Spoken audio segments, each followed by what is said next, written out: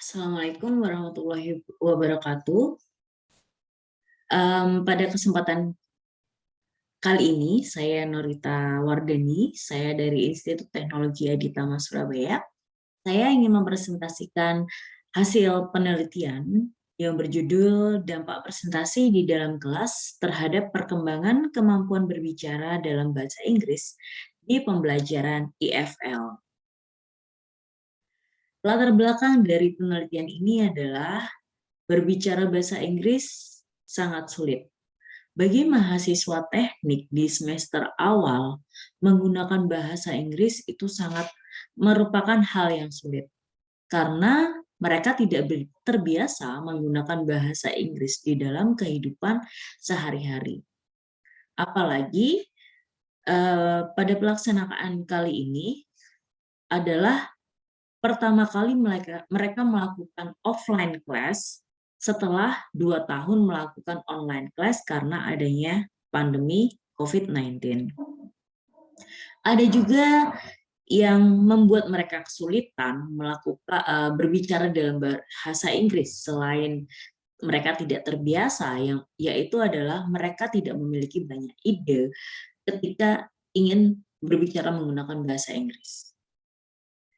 Selain itu, mereka selalu bilang, jika kosakata yang mereka punya itu hanya sedikit, dan itu jelas akan mempengaruhi performance mereka ketika menggunakan bahasa Inggris. Selain itu, mereka juga berujar jika pronunciation yang diucapkan atau pengucapan pada penggunaan bahasa Inggris itu sangat sulit karena banyak pronunciation yang berbeda-beda dan antara tulisan dan mengucapannya berbeda. Selain itu, susunan kata atau structure atau grammar di dalam bahasa Inggris itu berbeda dengan bahasa Indonesia. Di dalam bahasa Inggris, penggunaan subjek dan to be itu sangat berpengaruh kepada penggunaan waktu. Selain itu, untuk mengatasi masalah ini, pengajar harus menemukan metode yang tepat agar mahasiswa bisa menggunakan bahasa Inggris dengan baik. Salah satunya menggunakan metode presentasi. Kenapa presentasi? Karena dari beberapa researchers, dari beberapa penelitian menyatakan jika metode presentasi ini sangat efektif digunakan dan itu bisa membantu mahasiswa untuk mengembangkan diri mereka dalam berbicara menggunakan bahasa Inggris. Untuk hal ini ada beberapa masalah yang peneliti ingin ketahui jawabannya. Yang pertama adalah, apa sih dampak yang ditimbulkan dari metode presentasi ini? Dan ada faktor apa saja yang menghambat dan faktor yang mendukung dari proses adanya presentasi. Peneliti menggunakan metode kualitatif dalam penelitian ini, sehingga peneliti akan menjabarkan atau menceritakan fenomena yang terjadi di dalam penelitian ini, di dalam proses ketika pengambilan data. Pengambilan data dilakukan kepada 50 mahasiswa tingkat awal, mahasiswa teknik di tingkat awal, mahasiswa elektro, sistem informasi, dan juga mahasiswa kimia. Peneliti meminta mahasiswa untuk mengisi kuesioner yang sudah disediakan dengan 13 pertanyaan, dan juga peneliti juga mengambil data-data atau mengambil note dari presentasi mahasiswa atau ketika mahasiswa melakukan presentasi. Berikut ini adalah hasil dan diskusi dari adanya penelitian ini. Ada beberapa dampak yang ditimbulkan dari adanya presentasi. Yang pertama adalah mahasiswa banyak belajar tentang public speaking, bagaimana mereka berbicara di depan kelas, bagaimana mereka berbicara di depan orang lain, dan ini sangat membantu mereka untuk membentuk mental mereka. Bagaimana agar mereka bisa mengendalikan diri mereka, mengendalikan emosi mereka agar bisa menyampaikan materi dengan baik. Di sini juga tingkat kepercayaan diri mahasiswa sangat diuji, karena di sini pasti mereka akan merasa malu untuk berbicara di depan umum. Selain itu mereka juga harus berlatih untuk pengucapan dalam bahasa Inggris. Jadi mereka sering-sering berlatih sebelum mereka melakukan presentasi. Dan yang jelas dampak yang bagus adalah mereka lebih memahami materi yang akan dipresentasikan.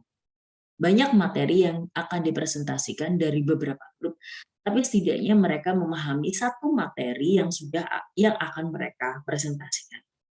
Tapi di sini juga ada beberapa faktor yang menghambat mereka ketika melakukan presentasi, yaitu menemukan waktu untuk berkumpul, karena presentasi kali ini dilakukan secara berkelompok. Jadi mereka sulit menentukan waktu untuk berkumpul mengingat mahasiswa memiliki kesibukan sendiri-sendiri. Karena saking gugupnya, banyak mahasiswa juga yang lupa apa sih yang harus dibicarakan di depan kelas. Dan yang jelas itu akan membuat mereka semakin sulit menggunakan bahasa Inggris. Dan lagi, dosen tidak mengizinkan mereka untuk membawa catatan. Jadi hanya hasil PowerPoint saja yang membantu mereka untuk mengingat apa yang harus mereka omongkan atau bicarakan. Dan di sini pun PowerPoint-nya juga tidak boleh yang terlalu banyak konten. Selain itu, device yang tidak mendukung juga menjadi penghambat dalam presentasi. Misalnya, mereka lupa menyimpan datanya di mana, mereka tidak membawa device-nya, atau device yang digunakan tidak kompatibel ketika akan digunakan. Tapi di sini ada faktor yang mendukung mereka melakukan presentasi dengan baik. Jadi ketika mereka lupa apa yang harus dibicarakan, dosen memberikan stimulus agar mereka berusaha untuk mengingat materi yang akan dipresentasikan. Selain itu, dosen juga mengarahkan mahasiswa, misalnya jika mahasiswa presentasi tidak menghadap ke audiens atau hanya menghadap ke papan, dosen akan mengingatkan. Atau ketika mereka melakukan salah pengucapan, dosen juga akan mengingatkan. Di sini yang membuat mahasiswa baik audiens ataupun presenter semangat adalah presenter di sini memberikan kuis kepada mahasiswa kepada audiences, dan itu jika audiences bisa menjawab dengan benar, mereka akan mendapatkan tambahan poin. Di sini presenter diminta untuk memberikan kuis dengan cara mereka sendiri-sendiri. Karena di sini dosen membebaskan presenter melakukan apapun di dalam kelas, karena posisi dosen ketika mahasiswa melakukan presentasi adalah sebagai supervisor, dan si presenter itu sendiri adalah menggantikan dosen.